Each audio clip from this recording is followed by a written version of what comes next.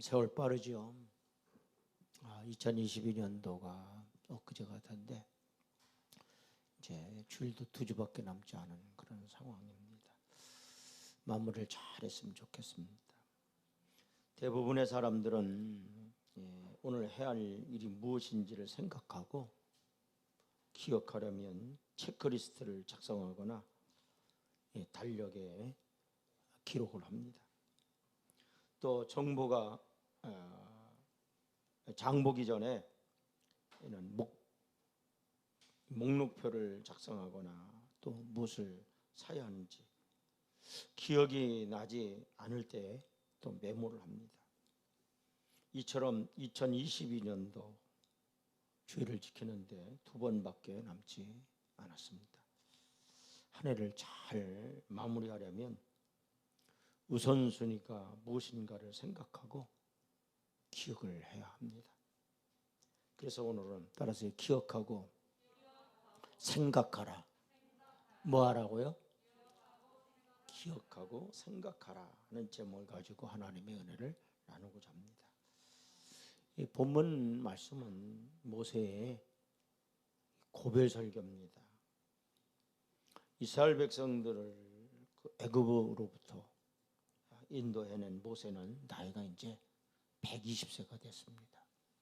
이제 그가 이제 살아갈 날이 이제 얼마 남지 않은 그런 상황 속에 이스라엘 백성들에게 유언적인 그런 고별 설교를 합니다. 어떻게 보면 일종의 유언과 같은 겁니다.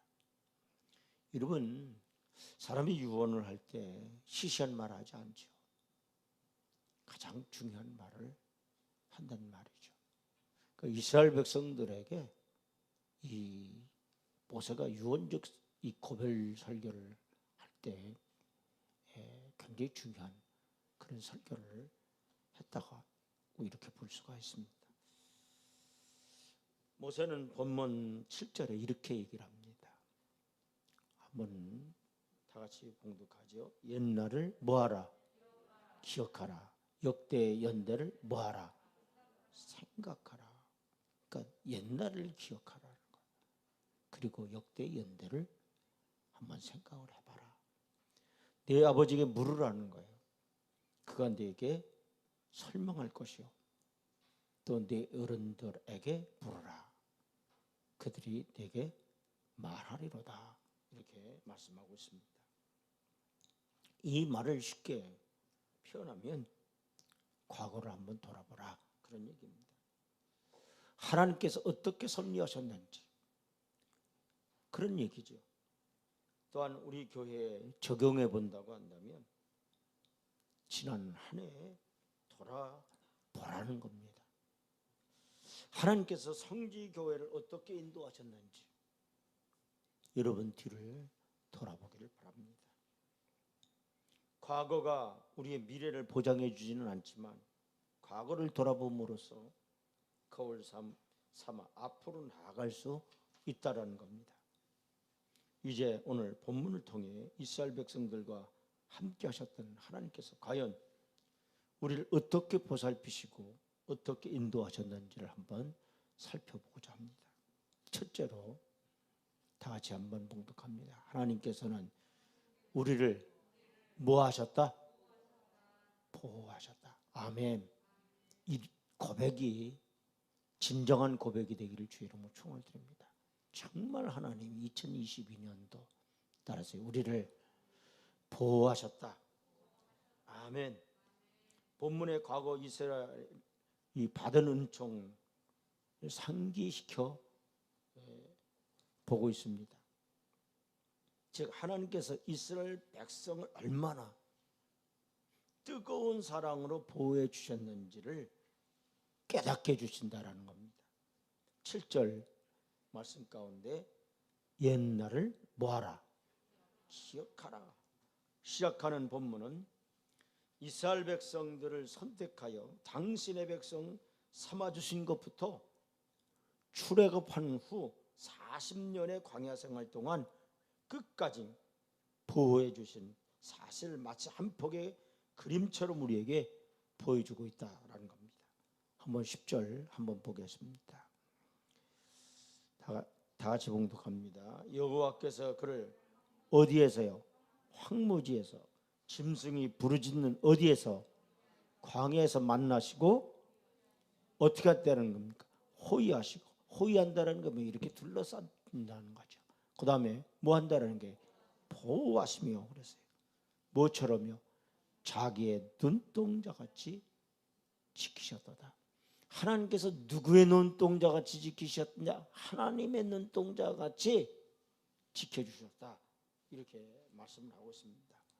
여러분, 메마른 광야, 아무런 수확도 기대할 수 없는 단지 짐승의 울음만이 들리는 바로 그 광야에서 하나님께서 세심한 배려와 극진한 사랑으로 만나주시고 호위해 주시고 보호해 주셨어요. 그런데 하나님께서 이스라엘 백성들을 보호하실 때 어떻게 지키셨다고 말씀했느냐? 여기 보니까 당신의 눈동자처럼. 바로 자기의 눈동자라는 얘기는 결국 무슨 얘기입니까? 하나님의 눈동자같이 우리를 지켜주셨다. 이렇게 말씀하고 있습니다. 여러분, 이 눈동자는요, 인간의 신체 부위 중에 가장 귀중한 겁니다. 여러분, 눈만큼 귀중한 게 없어요. 만약에 여러분 앞을 보지 못한다고 생각해 보세요. 진짜 끔찍한 일이죠. 예, 정말 우리가 이렇게 볼 수 있다라는 것, 이게 얼마나 감사한지 몰라요. 저는 수술을 하고 백내장 수술을 하고 난 후에는 먼 거는 자주 잘 봅니다. 근데 가까운 곳 이게 보면은요, 그러니까 자꾸 이게 안경을 썼다 벗었다 하고 그런단 말이죠. 예. 그러니까 차이 보지 못한다라는 게 얼마나 이게 불편해요. 우리 학생들 보면 눈 아주 귀중한 줄 몰라요.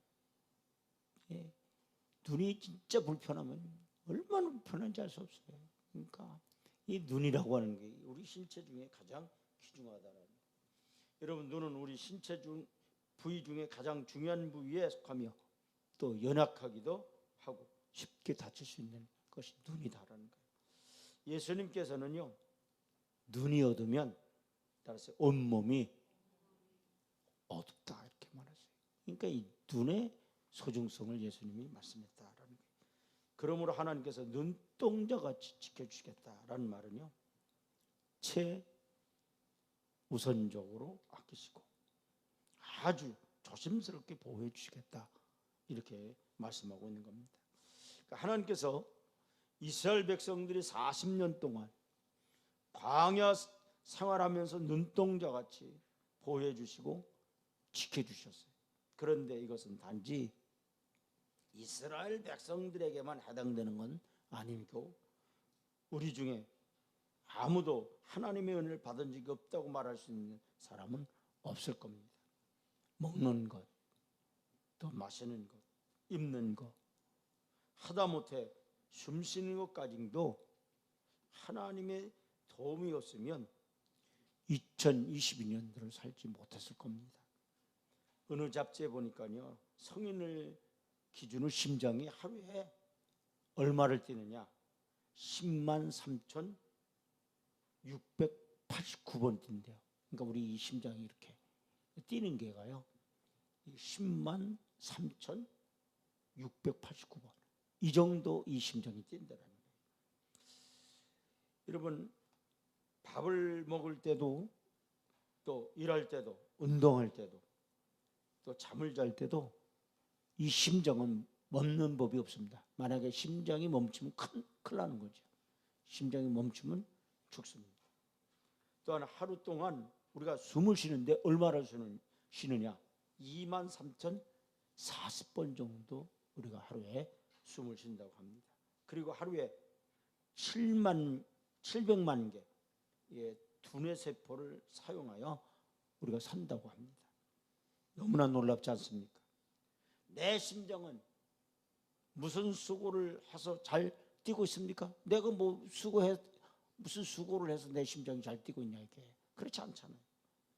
또 나의 폐가 호흡을 하는 것도 내가 어떤 뭐 수고를 해서 호흡을 하고 있느냐, 이게 그렇지 않잖아요. 내가 무슨 노력으로 두뇌세포를 700만 개씩이나 사용하고 있습니까? 아니죠. 나는 수고도 하지 않았는데도, 나는 생각하지도 않았는데 하나님께서 나의 인체를 만들어 주시고 나의 심장을 움직여 주시고 또 폐를 움직여 주시고 두뇌세포를 움직여 주셔서 내가 살아가고 있다라는 사실이에요. 이것이 주님의 보호하심과 도우심이 아니십니까? 하나님께서 도와주셨기에 우리가 지난 1년 동안 살게 된 줄로 믿습니다. 우리가 올 한 해 동안 살면서 어려운 문제 가운데 지켜주시고 보호해 주신 것에 감사해야 하지만 평탄하게 오늘까지 또 인도해 주신 주님께 감사해야 할 줄로 믿습니다. 어떤 환경에서 하나님께서 눈동자같이 보호해 주신 주님의 은혜로 오늘까지 온 줄로 믿고 올 1년을 돌아보면서 하나님께서 우리에게 베풀어 주신 하나님의 보호하심을 기억하며 감사하시기를 주님의 이름으로 축원을 드립니다. 연초부터 오늘까지 우리의 가정에 인도하신 또 우리 교회를 이 시간까지 이끌어 주신 하나님의 은혜와 사람들을 기억하고 감사하시기를 주의 이름으로 축원을 드립니다. 둘째로는 오늘 본문 말씀을 보니까 하나님께서는 우리를 뭐 하셨다? 연단을 하셨다. 뭐를 하셨다고요? 연단하셨어요. 여러분 올 한 해 동안 하나님께서 보호하시고 도우셔서 오늘에 이르렀다라는 것은 저희 말에 어떤 분들은 이렇게 생각하시는 분들도 계실 겁니다. 목사님, 하나님께서 도우셨다고요? 2022년도 생각만 해도 아주 지긋지긋합니다. 이렇게 반문하실 분도 있을 줄 알아요. 더 이상 저는 기억하고 싶지도 않습니다. 빨리 다음 해가 왔으면 좋겠습니다. 그렇게 말씀하시는 분은요, 2022년도가 굉장히 힘들었을 거예요. 말도 많고 탈도 많고 기쁨도 많고 슬픔도 많았던 올 한 해였습니다. 어쩌면 그와 같은 시절이 다시 올까 두렵기만 할지도 모릅니다. 그러나 기억하기조차 싫은 과거랄지라도 미래를 위해서는 돌아볼 필요가 있다라는 거예요. 하나님께서 당신의 백성을 보호하신다고 해서 항상 평화롭고 또 만사 형통하게 이끄시는 것은 아니다라는 거예요. 하나님께서는 당신의 백성을 따라서 연단하신다. 뭐 하신다고요? 연단하신다라는. 그리고 11절 말씀 보겠습니다. 다 같이 봉독합니다. 마치 독수리가 자기의 보금자리를 어지럽게 하며 자기의 새끼 위에 너풀거리며 그의 날개를 펴서 새끼를 받으며 그의 날개 위에 그것을 엎는 것 같이. 어떤 하나님이라고 하셨느냐? 독수리가 자기 새끼를 다루듯이 우리를 다루시는 하나님이라는 얘기입니다. 그런데 이 말씀을 살펴보면 이해가 안 되는 부분이 있습니다. 정확하게 이해하려면 이 독수리의 생태를 알아야 합니다. 여러분, 생태학적으로 이 독수리는 보금자를 어디에다 이 둥지를 두느냐? 높은 절벽에다 이 독수리는 둥지를 툽니다. 그 벼랑 끝 높은 그 절벽 같은 데다가 이렇게 이 보금자리를 만든다라는 거예요. 아무도 접근하지 못한 곳에 튼튼한 둥지를 치고 거기에 자기의 털이나 또 부드러운 천으로 푹신한 침대를 마련합니다. 그 다음 알을 낳고 알을 오랫동안 품은 후 알에서 나온 새끼를 기릅니다. 독수리 새끼는요 아주 튼튼한 집에서 어미 독수리가 물어다 주는 음식을 받아 먹으면서 하루 종일 즐겁게 지냅니다. 눈만 뜨면 파란 창공이 올려다 보이고 둥지 아래 광활한 벌판이 펼쳐집니다. 독수리 새끼는 날마다 행복합니다. 독수리 새끼는요, 아무 걱정 없이 살다가 갑자기 막 이상한 일이 벌어져요. 자신을 사랑스럽게 돌보던 어미가 막 날개를 막 포덕포덕 하면서 보금자리에 있던 그 새끼를 자꾸 몰아냅니다. 그리고 갑자기 어미 마음이 변해가지고요, 막 이 보금자리를 막 부숴버리는 거예요. 심지어는요, 막 이 새끼를 막 밀쳐냅니다. 새끼는 안 떨어지려고 발버둥을 치죠. 근데 이 어미는 어떻게 하느냐, 아주 그냥 매정하게 이 새끼를 떨어뜨린다라는 겁니다. 그러면 이 독수리 새끼가 어떻게 합니까? 죽지 않으려고 막 날개짓을 해요. 그러면 떨어집니다. 그러면 어미가 위에서 보고 있다가요, 땅에 거진 떨어져 할 때 내려와서 쏜살같이 내려와서 어떻게 해요? 다시 받아요. 다시 받아서 또 다시 올라가요. 그 다음에 또 다시 떨어뜨립니다. 계속 이것을 반복을 합니다.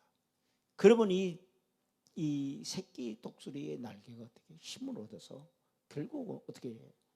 이 새 중에 왕인 이 독수리가 된다라고 하는 것입니다. 여러분, 하나님께서 이스라엘 민족을 어떻게 다루셨느냐, 바로 이와 같이 다루셨다라고 이 모세가 이렇게 얘기를 합니다. 모세는 바로 이러한 사실에 비유하여 하나님께서 이스라엘 백성들을 자기 백성답게 양육하기 위해 광야에서 뭐 하셨다? 연단하셨다고 이렇게 말씀을 하고 있습니다. 하나님께서 이스라엘 백성들을 40년 동안 광야에서 보호해 주셨던 것은 사실이지만, 보호하는 과정에서 때로는 갈증, 배고픔, 심지어 전쟁, 질병 등 온갖 고초를 겪게 하셨다는 것. 이것은 하나님께서 백성들을 연단시키는 과정이었습니다. 오늘날 우리에게도 적용되는 말씀이에요. 진실로 하나님께서 우리를 천국 시민으로 양육하기 위해 때로는 우리에게 환난을 경험하게 하여 연단을 시키고 계시다라는 겁니다. 이러한 여러분 연단이 지난 한 해 동안 어쩌면 우리 가정에, 또한 어쩌면 우리 교회에 또 있었을 줄로 압니다. 여러분, 바로 우리 가정에 정말 가슴 아픈 일들도 있었던 분들 있었을 거예요. 또한 지난 1년을 돌아봤을 때 이것이 다 하나님께서 우리에게 향하신 그런 사랑이었고 연단이었다라는 것을 깨닫기를 주의 이름으로 축원을 드립니다. 우리를 사랑하시기에 물가운데로 지나가게 하시고 또 불가운데로 통과하게 하셨습니다. 베드로 사도는 이러한 연단을 가리켜서 뭐라고 말씀을 했느냐? 베드로전서 1장 7절 보세요.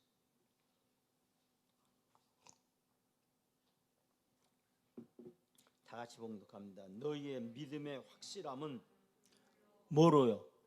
불로 연단하여도 없어질 금보다 더 귀하여 예수 그리스도께서 나타나실 때 칭찬과 영광과 존귀를 얻게 할 것이니라.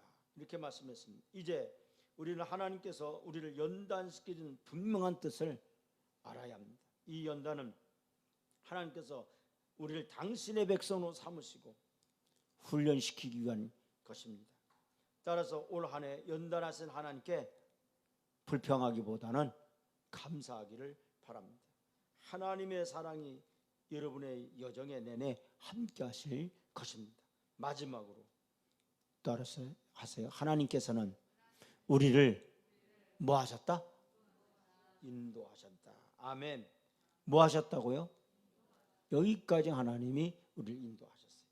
이스라엘 광야 생활이 추구하는 궁극적인 목적이 무엇입니까?